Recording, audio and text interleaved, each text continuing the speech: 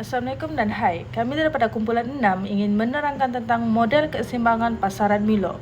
Ahli kumpulan kami terdiri daripada 5 orang ahli iaitu Wan Alif Adli, Aika Afza, Kelly Wong, Lim Seo Suan dan saya sendiri, Siti Nasra Najia. Terlebih dahulu, saya akan menerangkan berkenaan apa itu model ekonomi. Model matematik adalah model yang mewakili suatu sistem atau teori dengan menggunakan bahasa matematik. Ia juga adalah model yang mewakili sesuatu sistem dan proses dalam sesebuah ekonomi serta perwakilan sistematik menggunakan bahasa matematik dari situasi ekonomi atau teori ekonomi dari segi pemboleh ubah ekonomi. Okey. Seterusnya adalah pemboleh ubah yang terdapat dalam model ini ialah harga, kuantiti, fungsi permintaan, fungsi penawaran, kecerunan dan juga pindasan. Bagi bentuk pemboleh ubah model ini adalah berbentuk endogen kerana ianya sesuatu yang boleh diukur. Contohnya harga Milo dan juga kuantiti barang Milo. Dan seterusnya adalah andaian pendekatan matematik dan bukan matematik. Keseimbangan pasaran Milo berlaku apabila QD sama dengan QS di titik persilangan E pada harga dan kuantiti keseimbangan P dan Q. Jadi, lebihan permintaan atau penawaran akan menyebabkan ketidakseimbangan pasaran Milo. Keseimbangan pasaran dalam ekonomi digunakan bagi menerangkan pemboleh ubah yang telah mencapai titik masing-masing.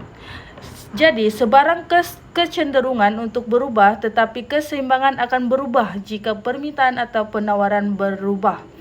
Semakin tinggi harga Milo, semakin berkurang permintaan dan sebaliknya. Manakala bagi penawaran pula, semakin rendah harga Milo, semakin tinggi penawaran. Itu sahaja daripada saya. Sekian dan terima kasih.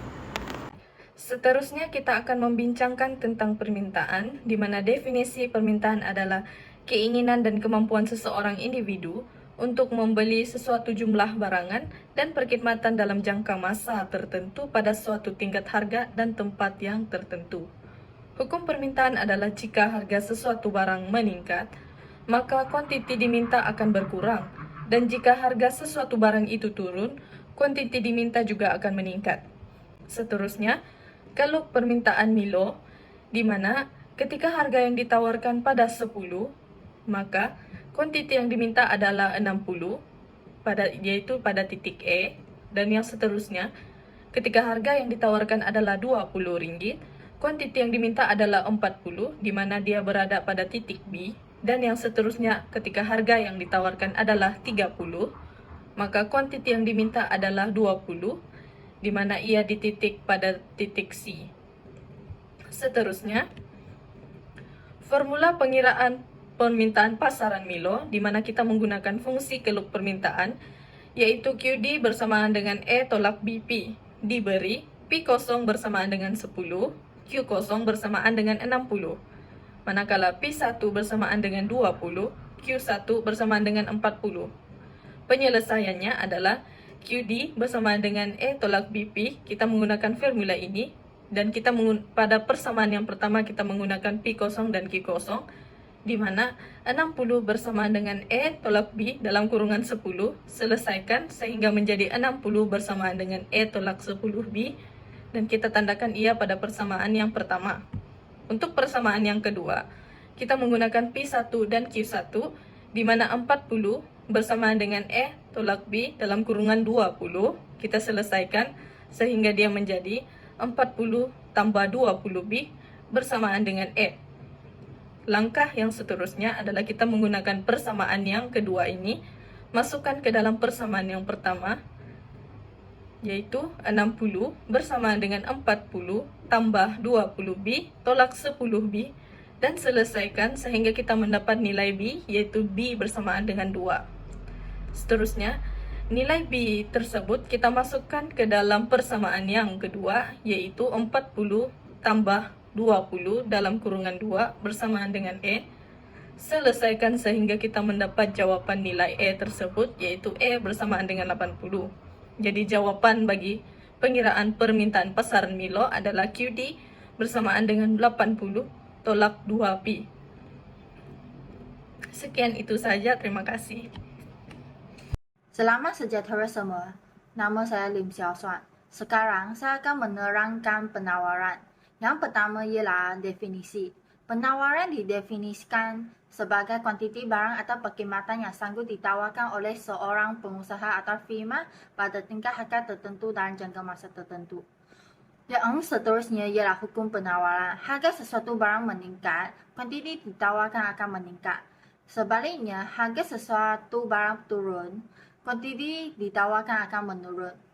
Terdapat 4 kriteria penawaran, iaitu sanggup dan mampu menawarkan barang, kuantiti tertentu, harga tertentu dan dalam jangka masa tertentu. Slide ini menunjukkan jadual dan kelok penawaran. Kelok di atas menunjukkan kelok penawaran Mylog, pada pasti S menunjukkan kuantiti unit dan pada pasti Y menunjukkan harga ringgit Malaysia. Apabila harga Milo ialah RM5 Malaysia per unit, kuantiti ditawarkan Milo ialah 20 unit seperti yang ditunjukkan pada titik A.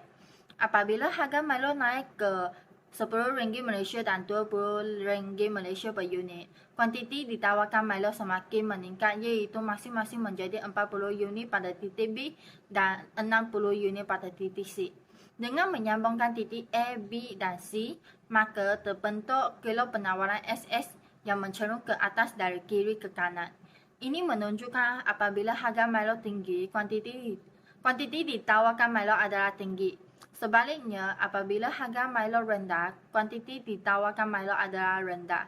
Keadaan ini menunjukkan hubungan positif antara harga dengan kuantiti ditawarkan. Ini selaras dengan hukum penawaran. Selamat sejahtera, nama saya Kelly Wong Wai Sin. Sekarang saya akan membentangkan pengiraan penawaran menggunakan formula. Kami boleh tahu bahawa fungsi keluk penawaran adalah QS sama dengan C tambah dengan DP, dan soalannya diberikan P0 sama dengan 10, Q0 sama dengan 20, manakala P1 sama dengan 20 dan Q1 sama dengan 40. Di sini, kami perlu bentuk satu fungsi penawaran. Dalam penyelesaian ini, kami akan bentuk dua equation untuk mencari C dan D. Dan set pertama, kami menggunakan QS sama dengan C tambah DP. Di sini, kami substitute P0 dan Q0 dalam equation. Dan akhirnya, equation menjadi 20 sama dengan C tambah 10D. Dan set kedua, kami akan gunakan cara yang sama untuk menghasilkan equation kedua dan akhirnya dapat 40 sama dengan C tambah 20D. Dan set ketiga, kami akan gunakan equation kedua tolak dengan equation pertama. Hasilnya kami dapat 20 sama dengan 10D dan kami akan cari D. Jadi 20 bahagi dengan 10 hasilnya D sama dengan 2. Dan untuk mencarikan C, kami akan menggantikan D dalam equation kedua dan hasilnya mendapat C sama dengan 0. Dan selepas sudah mencarikan C dan D, dan kami akan substitutkan dalam fungsi keluk penawaran dan akhirnya kami dapat modal ekonomi bagi kuantiti ditawarkan Milo adalah QS sama dengan 2P. Seterusnya, keseimbangan pasaran. Keseimbangan pasaran adalah suatu keadaan yang berlaku apabila kuantiti permintaan adalah sama dengan kuantiti penawaran. Pada tingkat keseimbangan, harga dan kuantiti keseimbangan dapat ditentukan. Keseimbangan dapat dilihat apabila titik permintaan bertembung dengan titik penawaran. Berikut adalah jadual keseimbangan pasaran Milo. Pada harga RM10, kuantiti diminta adalah sebanyak 60 unit dan kuantiti penawaran adalah sebanyak 20 unit.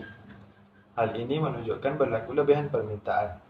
Pada harga RM30, kuantiti diminta adalah sebanyak 10 unit dengan kuantiti penawaran adalah sebanyak 60 unit. Hal ini menunjukkan berlaku lebihan penawaran. Keseimbangan berlaku pada harga RM20 dengan kuantiti 40 unit. Untuk mendapatkan keseimbangan pasaran, kita memerlukan fungsi permintaan dengan fungsi penawaran. Dengan menggunakan QD sama dengan QS, harga keseimbangan Milo dapat dicapai iaitu pada harga RM20. Untuk mendapatkan kuantiti keseimbangan, gantikan P iaitu RM20 ke dalam persamaan QD sama dengan 80 tolak 2P. Kuantiti keseimbangan Milo adalah 40 unit. Rajah berikut menunjukkan keseimbangan pasaran Milo. Garis putus-putus yang berwarna kuning menunjukkan keseimbangan pasaran Milo telah dicapai. Keseimbangan pasaran Milo tercapai pada titik I apabila keluk permintaan bersilang dengan keluk penawaran dengan tingkat harga dan kuantiti keseimbangan RM20 dan 40 unit. Pada harga RM30, kuantiti ditawarkan adalah 60 unit, manakala kuantiti yang diminta adalah 10 unit. Oleh itu, berlaku lebihan penawaran sebanyak 20 unit. Lebihan penawaran menyebabkan harga Milo menurun.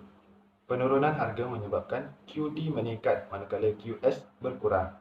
Proses ini akan berterusan sehingga mencapai titik keseimbangan di I. Pada harga RM10, kuantiti yang ditawarkan adalah 10 unit, manakala kuantiti yang diminta adalah 60 unit. Oleh itu, berlaku lebihan permintaan sebanyak 20 unit. Lebihan permintaan menyebabkan harga Milo meningkat. Peningkatan harga menyebabkan QD berkurang dan QS meningkat. Proses ini akan berterusan sehingga mencapai titik keseimbangan di I.